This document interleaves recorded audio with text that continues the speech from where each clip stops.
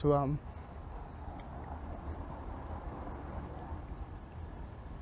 live your life serving others, because that's how my dad lived his life. When I learned about it and I heard what happened, I couldn't believe it. It didn't feel real. I was in shock, you know. But when I learned that, you know, his actions saved all the kids in the school and deterred them from even, you know, going to the kids, you know, I felt proud and I felt comfort, because I know, like, that's exactly how my dad would have wanted to go out, was, you know, protecting people. So like he's my hero, and I'm sure he's a hero for others. And again, as sad as it is, you know, I have a little comfort in my heart knowing that my dad was a hero, and that he, you know, saved a lot of people from going through, you know, hard times right now. Everyone knew him for his sincerity, his kind and soft heart, and his life and dedication to serving people. That was the biggest thing I could remember from him, you know, his service to everybody, not just his family, but the community at large. So, yeah. Me and my dad, you know, we're like very close friends with my brothers as well. You know, he was our father, but he's also like a friend, you know. So we'd always like joke with him, you know, just joking, talking about life, you know. So, but you know, one thing I remember, you know, he always reminded us of Salah, so prayer. So that's like the last thing I remember him, you know, reminding me of my Salah.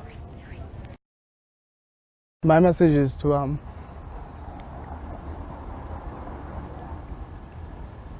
live your life serving others, because that's how my dad lived his life, serving others, you know, and just his life serving others.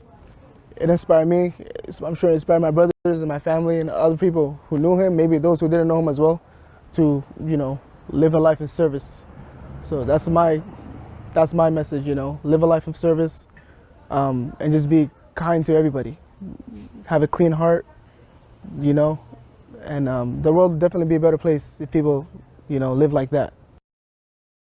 All of us, you know, we're very close to our father, you know. Allah is like, you know, a best friend at home, you know, so very close with our father, you know. I seen him as my father.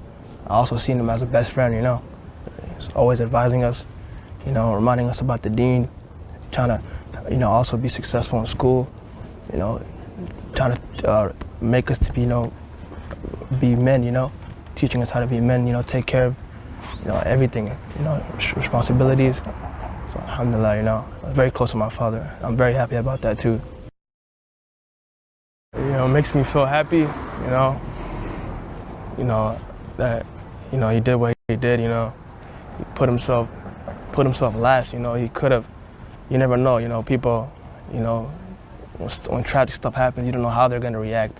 So, you know, the fact that he was the front line, you know, trying to defend the kids and the innocent people, you know, that makes me feel good. So, you know, I feel like that, calling him a hero is the least, you know, the least we can call him, you know.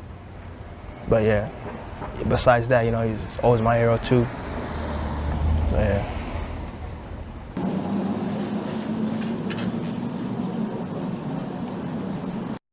My dad was my best friend. He's the kindest person you'd meet. Ask anyone based off any small interaction. They'd have nothing but good things to say about my dad. You'd see from the videos, he'd be greeting people with smiles. It's the best dad you can ask for. I don't think I feel scared.